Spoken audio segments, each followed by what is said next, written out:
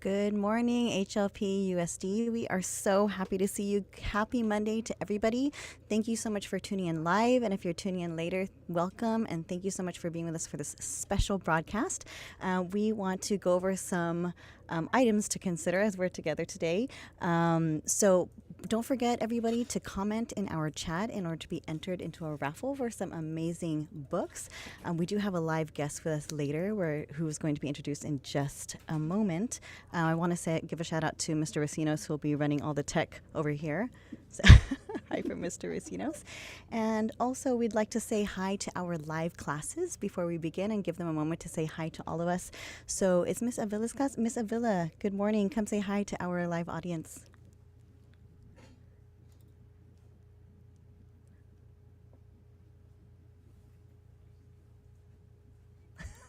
I assume all the kids are saying hi right now. So hi to Miss Avila's class. Thank you and welcome. From Grandview, we have Miss Allison's class. Are we here? I think she's still coming on. All right. And from Cedar Lane, Miss Hareki's class. Can we get some waves and some highs from you this morning? Everyone looks amazing. Good morning. Okay. And from Sparks, Miss Lada's class. I know she was having some issues with her camera this morning, but her audio is good, so we're happy you're here. And last but not least, from Gurzeed, we have Mr. Tang's class. Good morning. They are very excited to be here. All right, so to get us started, we want to introduce our ethnic studies team who's going to get us started this morning. You go first, Christine. Good morning, everyone. Thank you for joining us this morning to help us celebrate Filipino American History Month. My name is Ms. Sardo, and I'm the TOSA for Ethnic Studies and Social Studies here in Hacienda La Puente. Good morning, everyone. Hi, students. My name is Ron Espiritu. I am the coordinator of our Intersectional Ethnic Studies program, and I'm so excited to be joined with all of you today. I've had the joy of reading Tracy Badua's book Takeout over the last few weeks, last few days. It's a really fun and beautiful book. We're so excited to have her here today and hosting her. And I just wanted to share a little bit about the importance of all of our students knowing their history and connecting to their family legacy and their family lineages and their cultural identities. And today and this month, we celebrate Filipino American History Month. I am so proud myself to be a member of the Filipino American community. I'm both Mexican American and Filipino American, and my life has been a journey of connecting to my different cultural identities, my different family legacies. And we're so excited to share a little bit about Filipino American History Month and also to hear from our guest today, Tracy, and from all of our other guests as well. So with that said, Mr. Recinos is going to play a short video about some background about the Filipino American History Month.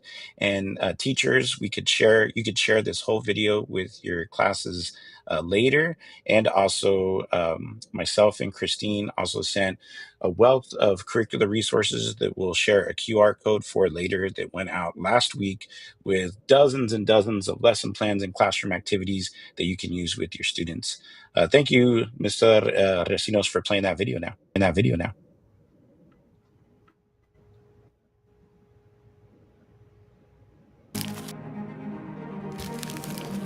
In the 60s, Filipino Americans fought for equality alongside Black Power and Chicano movements. In California, Larry Itliong, Philip Veracruz, and other organizers led a strike against grape businesses. Filipinos convinced Cesar Chavez and his association to join the strike. Filipinos started the 1965 Delano Grape Strike, and together with Latinos, they had one of the most successful strikes against agribusiness in history. The younger generation were also in revolt.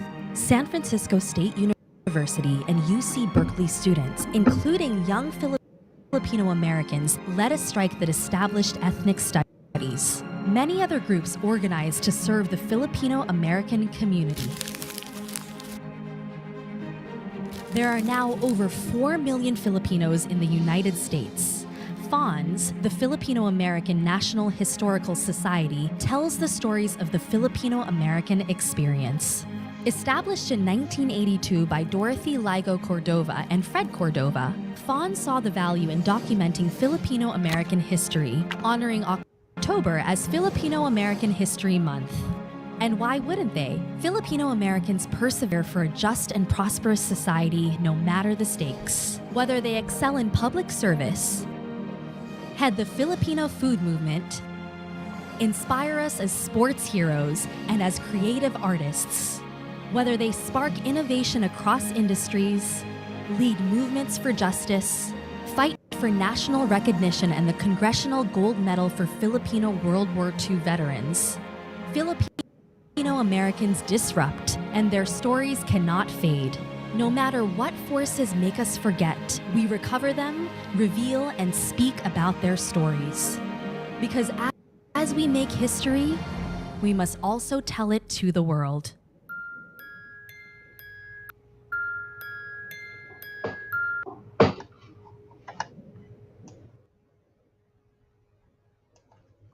Wonderful. Thanks for sharing that video. And we're going to pass it on to our Executive Director of K-8 Schools, Mr. Gilbert Barraza. Good morning, everyone. I'm hearing an echo, by the way.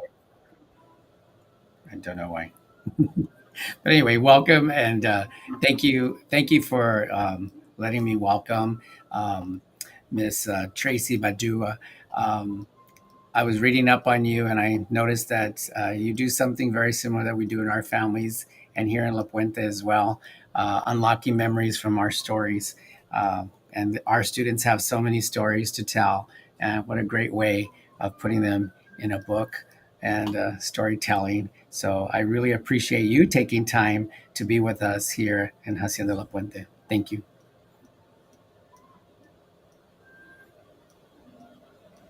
Thank you so much, Mr. Barraza. We'll go ahead and pass it on to our other executive director, Ms. Lilia Picado. Good morning, everyone. I have the privilege of introducing Ms. Badua.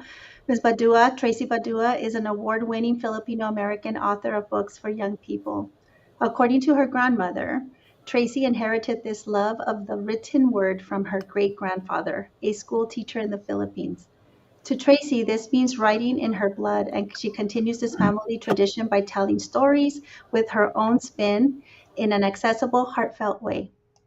By day, she's an attorney, and by night, she squeezes in writing, family time, and bites of her own secret stash of candy. I can totally relate to that, Miss Badua. School and work brought her from California to Washington, D.C., and back, and now she lives in San Diego, California.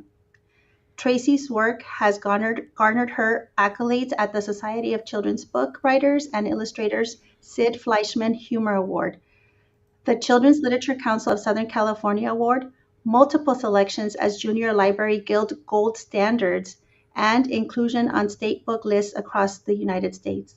She is represented by Natalie Lacosel of Looking Glass Literary and Media Management. And it is with my great honor to introduce Ms. Tracy Badua. Well, thank you. Thank you so much for that introduction. Thank you so much for having me, everybody.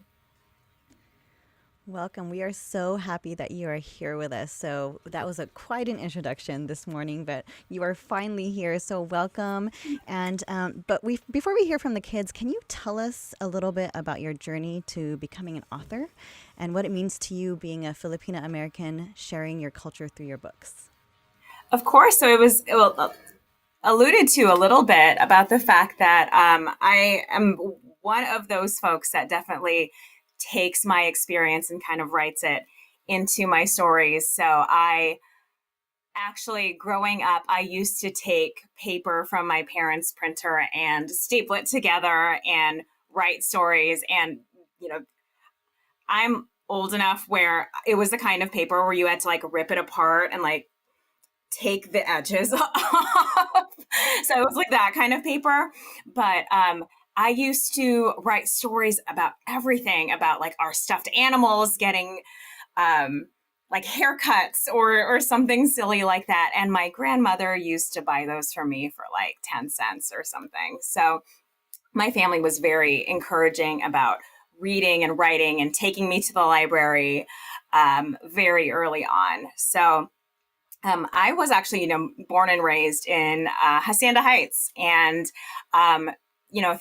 throughout my life, we actually went from Hacienda Heights, Orange County, Riverside, and then, as my bio mentioned, I did move out east for a while to go to the East Coast for law school. Then very quickly decided I do not like digging my car out from the snow.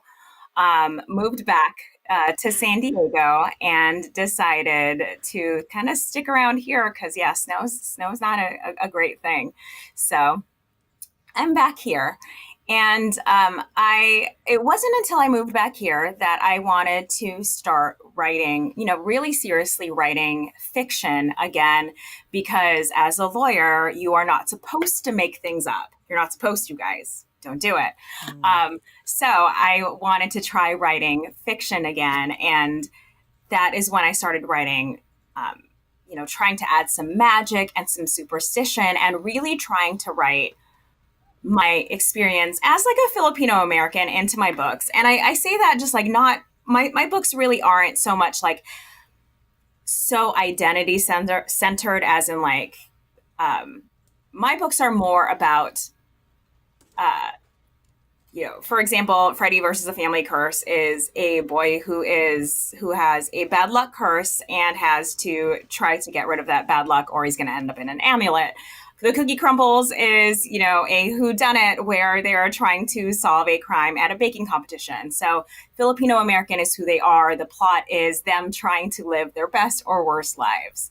So Filipino American is an identity, and their plot is them doing other things. And I feel like that's something that is common in a lot of who we are. It's something that is just us. And it's not something that defines who we are every single day. I don't wake up and it's like, this is me having my coffee and my breakfast as a Filipino American. It's like, no, this is just who I am. This is just what I do every day. And it's, it just informs who I am, but I go about my day living who I am, like as a person with my own interests. So that's kind of just how I like to write and how I like to write my stories.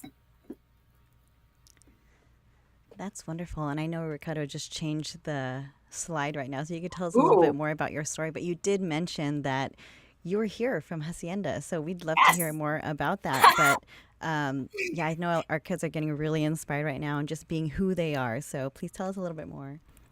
Of course. So I love this picture at the bottom because I'm pretty sure my older brother doesn't know, like, I have this picture and he's in there. So if anyone is ever in Colorado Springs and finds a Filipino guy wandering around and be like, were you a pirate in first grade? That's my older brother. We were in a parade on the Wedgeworth campus for Halloween, like many, many years ago. I am the princess on the front. So we were in the Halloween parade on the Wedgeworth campus many, many years ago. He's the pirate. Pretty sure that was a homemade costume by my grandmother. So, yeah. And then my parents are actually, we moved around as kids, but my parents are back in Hacienda Heights. So when we were visiting one time, I dragged my kids back to, go back. I was like, this is the library that we used to go to all the time. And they're like, oh my gosh, why are we here? And I was like, no, you're going to stay here while I go outside and take a selfie in front of this library, because it was a Sunday afternoon and I think it was closed. So there was me. But, fast forward through, all of the, walking through campus on a Halloween parade, through going to the library all the time, I was able to channel all of that reading, all that love of story, and got to back in, I want to say that was in 2022, signing my first book. And that was in Pasadena, was when I was able to find my Freddy versus the Family Curse was the first book that I had out. And I was able to find the book in the store and I got to sign it in person. And then this was most recently, I was invited to be on a local news segment about Filipino American History Month down here in San Diego. And I showcased not only my books, but a few books of fellow Filipino American authors, because especially like, if you get a chance to highlight your work as a Filipino American creator, like obviously you want to highlight some other friends. You want to bring everybody else with you. So I showed up with this entire like wooden crate and just like shoved it in front of the camera and was showing like, these are some other folks that you can read about as well. And they were wonderful about it. But then they stuck me next to this awesome tray of pandesal, and I was like, I have to sit here in front of this delicious smelling food and not eat it. So it was a wonderful time, but I was next to all this delicious food that I couldn't eat on camera. So we're going to get to food in a little bit, but we have a lot of aspiring authors in our district, so we'd love to hear your story. We were going through your books, and such great books, and we're excited to share some of those with our libraries across the district. But we did want to talk about one book in particular because that's what our project is going to be on later. So can you tell the students a little bit more about your book, The Takeout, and maybe share a story about how your own family's love for Filipino food helped inspire it? Of course. So with The Takeout specifically, so it is this guy. So in case you're new to it, so The Takeout is about Mila, who is right up front. Her family has a Filipino-Indian fusion food truck, the Banana Leaf, this guy. And they are in a kind of coastal, like a beachy town. And these twin celebrity chefs show up with suspiciously similar recipes. And she has to decide whether they possibly stole the recipes and what she's going to do about it. And she may draw on some of her family's Filipino folklore or Filipino magic-based potions and recipes to see if she can figure out what happened here. So I regret to inform everyone that I am a terrible cook. I consider this one of my greatest works of fiction in that I had to describe food that I don't actually make. I drew on a lot of my family's cooking, and my husband's family is Indian, so I had them cook a lot of this, and I was just like, it's for research, guys. It's for research. And everyone is very nice to me. So I am very lucky to have a very supportive family that just brought me lots of food so I can taste it and put it together. And what's also cool about this is, so a few things about this are that not only did I draw on a lot of like family recipes for this, but I also have a friend, like a really good friend, her family owns an Indian restaurant in Houston, Texas. And her dad, from the ground up, created this Indian restaurant. It's in their family. And I had her read this and give me pointers on which parts of the restaurant business were actually accurate and where a kid might be able to even provide input into the restaurant business. And she provided some pointers. And so the name of the uncle in this book is actually named after her dad. So there's a little bit of just a lot of like family woven into this book, kind of on all sides. So I really enjoyed writing this one. All right. Thank you for sharing that. We're kind of giggling over here because we can relate. We love food, but some of us are not the best cooks, and that's definitely okay. So thank you so much for sharing also about the type of research it takes to write books. So let's go ahead and hear from the students and what kind of questions they have. We're going to start with Miss Hareki's class. Let's share our screen. Let's get them unmuted. Good morning. All right, so who's going to ask our question? Go for it. Hi, my name is Rosalind Viella, and I am in 4th grade. I'm in Miss Hareki's class, and my question is, when you were in our grade, age, what was your favorite kind of book to read, and how did that book inspire you to become a reader? Ooh, okay. So the question is when I was your age, what kind of books did I read, and how did that inspire me to like become a reader and how to become a writer? I loved R.L. Stein's Goosebumps books. Loved them. Read every single one of them I could get my hands on. So the downside is I am now scared of everything. I love scary books. I am scared of everything. Like, not going to go into a dark room. I think also, this is also because I have a very, as you know from maybe some of my books, I have a very superstition heavy family. So it's not only like from the books, like, you know, from scary R.L. Stein books, but like you close the book and then my grandmother's like, don't go over there, there's a ghost. I'm like, oh, okay. So it's coming from all sides. But I just, there's something so cool about like those scary books where it's just like, it gets your heart racing and you just like read through them and they're just so fun. And then you can pick up another right away. So loved those. And then, because there's just like, there's so many, you get to just dive into so many worlds and they're so, they're fantastic. And there's something great about it because then you read all these and you're like, you know what, I have all these cool ideas too. So like, maybe I can take a stab at writing some too. So that's why I like those. Thank you. Let's go next to Mr. Tang's class from Grazide.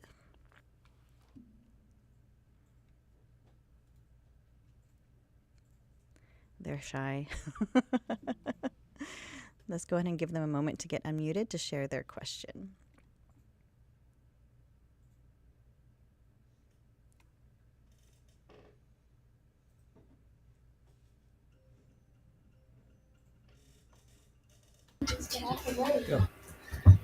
So, my name is Charlene Kamaksana, and I want to know, how do you feel about Filipino stories from when you were a kid? Ooh, so the question is about Filipino stories when I was a kid. So there weren't too many.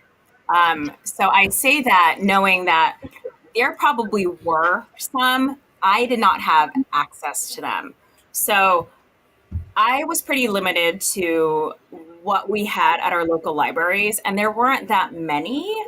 And like this was before e-readers, and this was before, you know, like it was me like hanging out with my grandma. Like she's not going to drive me like very far away to get things. And we didn't have like Amazon where we could like go around and like click and be like, let me buy this thing and it's going to show up at our door in 2 days. So there weren't a lot of stories available.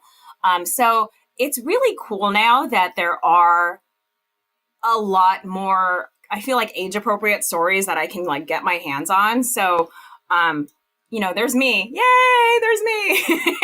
But we've got like, at least for middle grade, we've got, this weekend I hung out with Mayra Spicio, who writes amazing middle grade. Erin Entrada Kelly, award-winning middle grade. Zach Sterling writes graphic novels. This one just came out. She's a Filipino graphic novelist, but Illustra, the Daybreaker series, she's a Filipina graphic novelist, but like it's like Filipino folk, like Filipino mythology, like graphic novel. It's pretty cool. So there's a lot more now, and that's really cool. And I'm going to go back and read them. And I know the target age range is 8 to 12, but like I didn't get it before, so I get to read it this time. Yeah, I can relate as well. Also being Filipino American, just, you know, going through and not really seeing myself in the stories growing up, but seeing a lot more now, especially with writers like you. So thankful for that. All right, so let's go ahead and move on to Miss Avila's class. Hi. Hello. Hi. Can you see me? Yes, hi. Hello. I am Kai Fuentes from Miss Ivor's class, 7th grade. And my question is, what is one simple way you like to celebrate or share your Filipino culture with your friends or family? Ooh, so what is one simple way I like to share Filipino culture with friends and family? So I know the real answer would be like to cook, but we all know that would be a lie because I don't cook. Like, it would be to invite people over and be like, Dad, can you bring over some lumpia because I don't cook. One thing our family does do when we have parties and my dad cooks and like brings things over and I pretend that we do it. So I have like two young kids, and one of the things that our household does is when we have parties, there's this practice called atang. And it's different in different parts of the Philippines, but you basically, like, before everyone starts eating, you get a little bit of everything and you put it on like a small plate. And the whole purpose of this is that it's like an offering that you do for, like, you know, spirits or family members that have passed, and you just, like, you set it aside. You're like, this is the plate for grandma who like passed away like many years ago, and like nobody touches it because, like, why would you steal from ghosts? But you just set it aside, and like that's your offering for the people who have passed. So I know this because, like, I'm the youngest on my dad's side, and this job always fell on me. They're like, Tracy, go do this so we can always eat. So it's like, all right, I had to go do it. But this is something that we have just passed down over the years. So we do it even now, and like my cousin's kid is the one who always does it. So this is like the one thing that we always do. So even now, like at our kids' birthday parties, like everyone's like gathering around for pizza. It's like, hold on, before you dig into that Domino's, like take a little piece of the crust and like go put it over there. So yeah, little bits and pieces. Wow, thank you for sharing that. Let's move on to, I believe, are we with Miss Allison's class next, Miss Ricinos? Miss Allison's class, let's go ahead and have you unmute.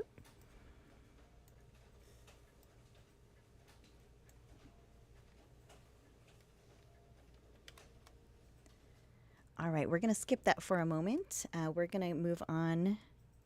Is that our last one? Oh, we do have a question. We have a question coming in. Let me make sure I get the right one. All right, we have a student who's asking, do you inspire other family members to also become authors? Ooh, yes. And so I am constantly also pestering friends and family to write. I have a couple of friends who like once, it's interesting because I feel like a lot of fellow like kind of Filipino American and a lot of like Asian American households very much focus on careers that are maybe like STEM based, of like, oh, well, my mom wants me to go into like medicine, or my mom wants me to go into like law, for example. I'm a lawyer. So when I started going into a more creative thing of like, I'm going to publish a novel, I'm going to do this, a lot of my friends were really supportive about it. They're like, oh my gosh, you're like going to go into this thing where it's like, it's creative and you get to do like live the dream. I was like, okay, yes, in addition to like my actual full-time job, but that's a whole other thing.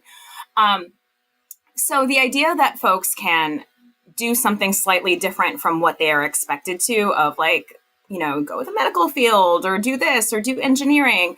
I think a lot of folks want to know that it's possible, and they want to know that I don't want to say like it's okay to live your dream. Like you can still do it. You just have to be as dedicated to it as you are to whatever other kind of career you want, like other folks want you to pursue, if that makes sense.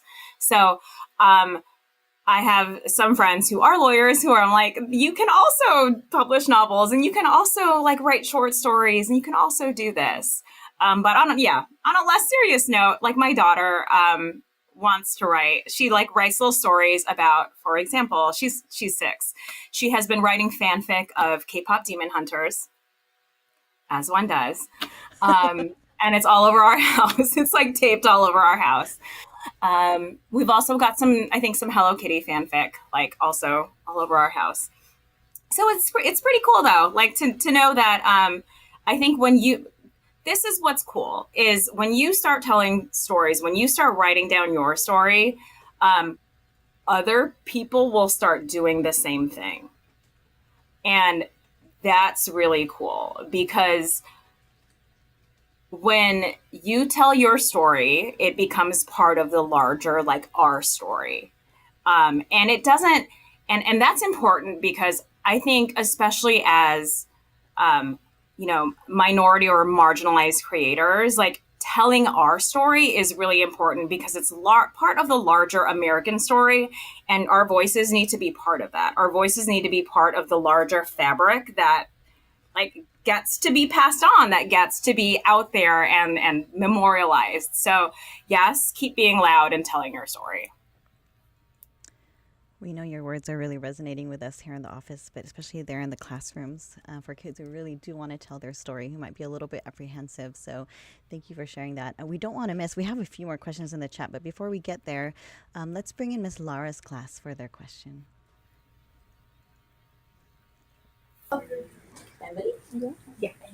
Hi, good morning. My name is Emily Gonzalez, and my question is, do you use any of the same skills when you are being a lawyer and when you are writing a book? If so, what is that skill? Ooh, this is always a very unpopular answer because no one likes to hear that you have to be very organized. They're like, no one wants to hear like, okay, you have to like write an outline and you have to like, before you actually sit down and like write something or, you know, open up a document to type something out, like you have to have a plan. You have to actually organize your thoughts. And like, I write an outline because if I sit down and some people are really good at this though. Some people are really good at being like, I'm going to write a whole 200-page book just straight out of my head. And they're very powerful and they know how to do that. I am not. I need to know like what is going to be in this chapter or like what this character is going to do throughout the book. So I have to sit and I have to outline. And that's kind of the same thing of like, if I'm going to write, like if I'm going to write anything else, if I'm going to write, you know, on like for law stuff, if I'm going to write like a memo or something, I would need to know like, all right, what is the goal of this? Like if I'm going to write 10 pages of something, what is going to be in this 10 pages? Like, what's the purpose of this? Why is someone going to sit down and read this? Why does it even have to be 10 pages? Like before I sit down and do it, like I have to figure out what it's going to be. So yes, I have to be very organized. Some of us here are like, yes. And the rest are like, oh, man. I always say that. And then I feel the collective groans of people. They're like, oh, I have to do this. I'm like, I'm so sorry. I'm so sorry. All right, so we're going to take one more question before we get into our projects because we just saw it in the chat. So are there any new books that you are currently working on? Ooh, yeah. There are. So I obviously I did have a new book that just came out. So I'm taking a breather like for a minute. So I just had hold on. Let me figure out where the things are behind me. I just had Ghoul Summer that just came out like a month ago. So that one's like the haunted B&B with the 1980s ghost, which I've been told is very old. So just think about that. But that after that, I was like, all right, let me see kind of where we are after that. And maybe I will do something either really like full of fantasy, like with dragons, or maybe we'll go somewhere even younger with like, you know, illustrated middle grade, something with a bunch of pictures. So kind of thinking about where I'm going to go with that next, but taking a break. Very cool. Maybe our kids will have something to say about that and have some wishes to see what your next books might be. Yeah. All right. So we are going to move on to our next portion. That's going to talk about some projects we have for the kids to do in relation to some of your books. But before we move on to that, we just wanted to thank you so much. It was so excited and inspiring to hear your answers to our questions from our classes. And please stick around if you can. If you can't, we totally understand. We know you are super busy, but we're going to go ahead and move on to our next portion. So thank you so much, Ms. Badua. All right, boys and girls, so we are now going to move on to one of our projects that go along with the book, The Takeout. So we're not going to demo the full thing right now, but we will have a video ready for you. We know you are familiar with one of our wonderful tools called Book Creator, and we have created this amazing book based on an activity that was created for The Takeout. So if we can demo that, Mr. Vecinos, that would be great. Really quickly, we're just going to show you a sample. So we heard Miss Badua talking about different cultures. And so as you write this book, think about your culture. Maybe it's one, maybe it's two, maybe you're talking about your culture at home and growing up here where we are in California. And so we just made a sample one right now, and this template is going to be ready for you to use in your class. And, part of the book is having a fusion food truck. And we had some classes already do this project, so we're super excited about it. And these pictures were generated, some by AI, but some also in our search engine. So here's one. It's called My Phil Am Food Truck by me, Miss Castro. And I kind of stole the idea of adobo burgers because that actually exists somewhere else, but I thought it tied in very perfectly into what we were doing right now. So let's go ahead and move on. So boys and girls, very quickly, if you don't remember how to use Book Creator, you use the arrows left and right to navigate through the pages.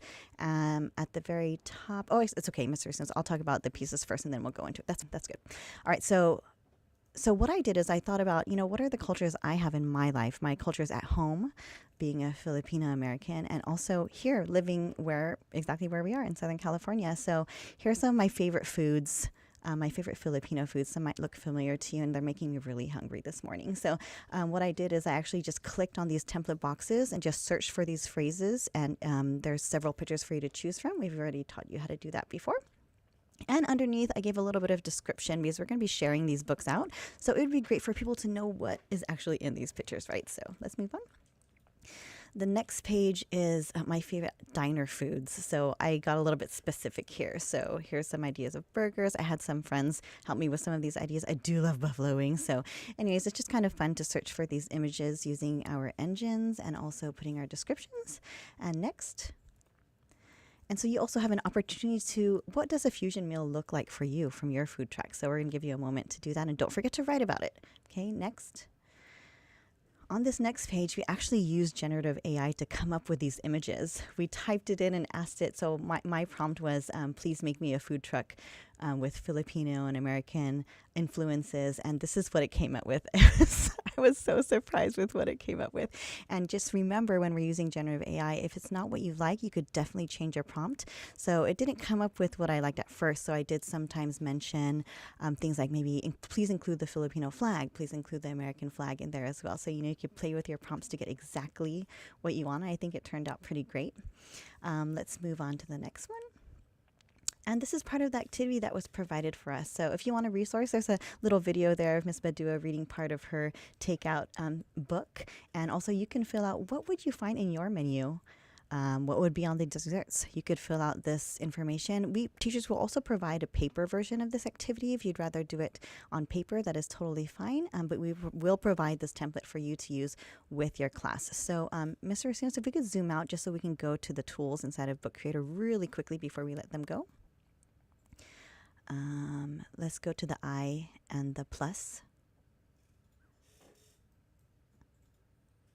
Thank you. He's going to have to go into his own.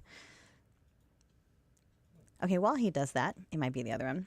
So boys and girls, when you create your books, you won't have the ability to see everybody's, but once we get a few entries in, we're going to turn that ability on so that you can actually see everybody's books. And what's really cool about these books is you could download them as EPUB. We're going to share these with Miss Badua as well, because I'm sure she loves to see what you come up with. And so before we let you go to the next project, Mr. Racines is pointing right now. Remember, if you want to add any elements into your book, it's just the plus sign. It's as simple as that. We know you're going to figure it out. Teachers, our kids are going to figure this out before you do. So the plus sign is adding any elements you need, and also the I is changing it. So if you have a picture or if you have text, you can click on it, click on the I, and you can change size. You could personalize it any way you like, and you could add pages. If you have any questions, we do have videos on how to use Book Creator, but we are so excited to see your entries. We'd love to take the rest of the month and the beginning of next month to see what you come up with. Mr. Racines, is that it? Are we ready to move on? We want to talk about Sora a little bit? I think we also wanted to mention that, as you all know, we have our Sora Digital Library, and we have created a Filipino American History Month reading list for you, and all of our books are there. If you go to Sora, single site on through ClassLink, you'll be able to borrow any of the books that are listed in our collection for this month. So that is also in there. And that is very cool. I actually see the Takeout there and some of other books by Miss Badua, and they're actually all checked out already. And we have dozens of them, and so our kids were already so excited to check those out and take them. But if you're on the wait list for them, don't worry. I'm sure someone will release it soon, but that's a great list. Thank you for doing that for us, Mr. Racinos. All right, before we let you go, we do want to send it back to our Ethnic Studies team to share with us some other activities to celebrate this month. So Ron and Christine, when you're ready. Thank you. And thank you.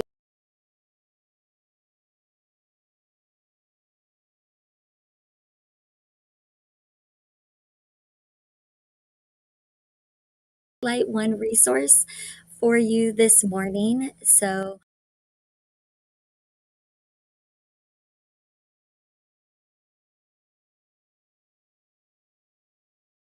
Miss Sardo, I think we're losing your audio. We could see. Would you like to run over to my desk real fast and speak while Mr. Racinos puts that on?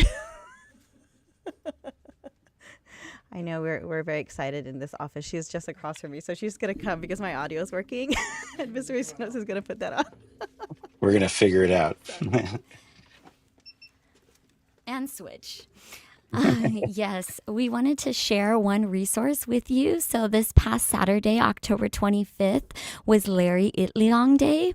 So last year, we learned of a Filipino American songwriter and artist, AJ Raphael, who created a song to celebrate and honor Larry Itliong. So we did want to play a little bit of that music video for you this morning to end. And then on that Filipino American History Month resource, there's a song analysis that the students and classes can go through and listen to and really understand the history and importance of Larry Itliong.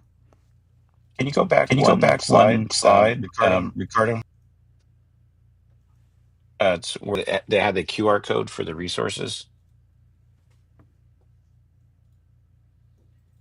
If it's too far, that's okay, Ricardo.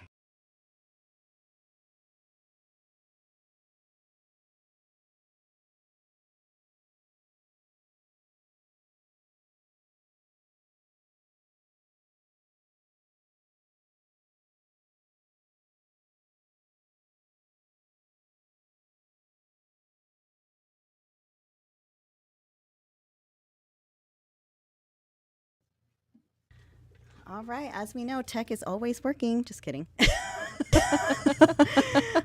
All right, so for some reason it's not playing, but teachers. Oh, just kidding. I'm trying now.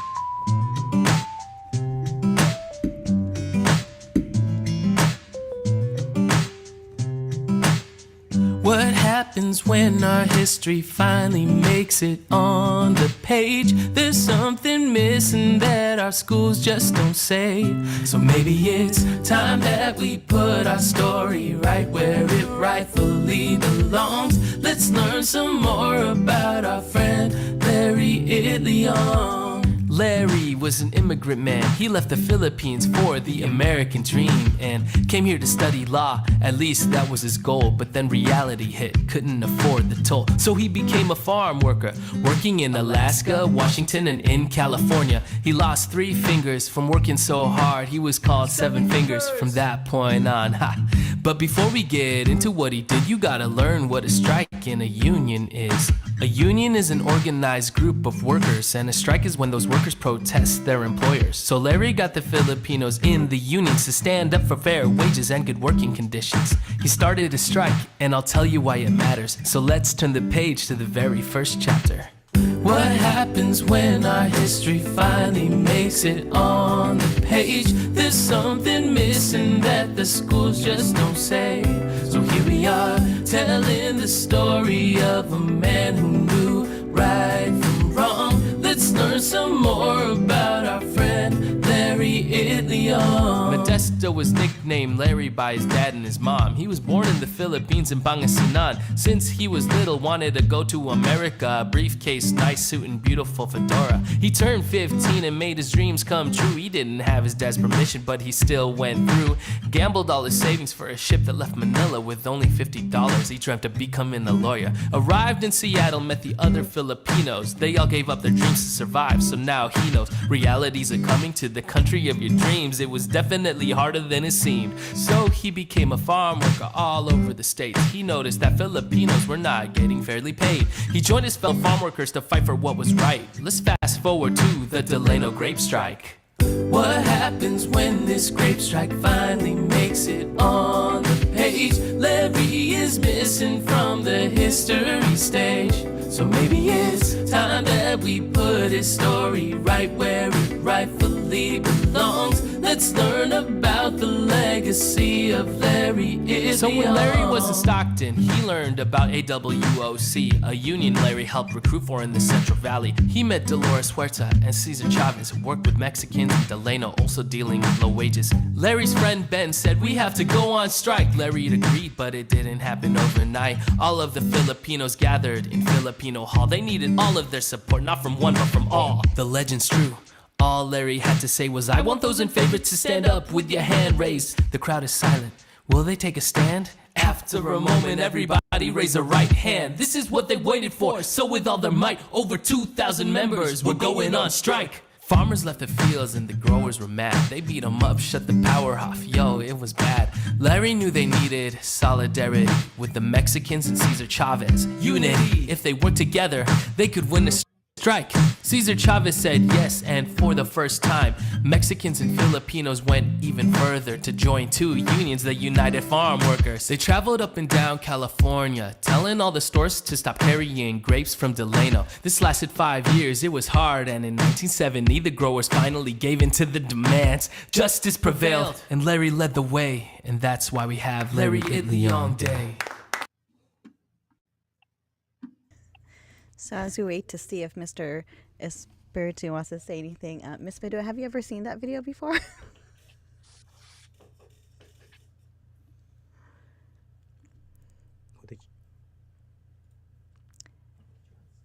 Oh, I did. I know something's wrong with my audio. Miss Badua, have you seen that video before? We had someone ask if you've actually seen that music video before. No, I haven't. That was great. Well, it's very catchy. We heard it since last year, so some of our kids are definitely dancing, and us in the office as well. Mr. Espiritu, did you want to say anything after that? No, just wanted, connecting everything that Tracy shared with us with the totality of Filipino American History Month and also Larry Leong Day, which was celebrated on Saturday. I think it'd be great for us to move towards the raffles team. We have some books, some of Tracy's books to raffle that we'll be sending in the pony to the raffle winners. And then we also have the book about Larry Itliong that we'll raffle off. And also we have for the lower elementary, Our Nipa Hut by Rachel Abelos. So why don't we transition to those raffles, and then we'll be closing out in the next couple minutes. All right, let's go.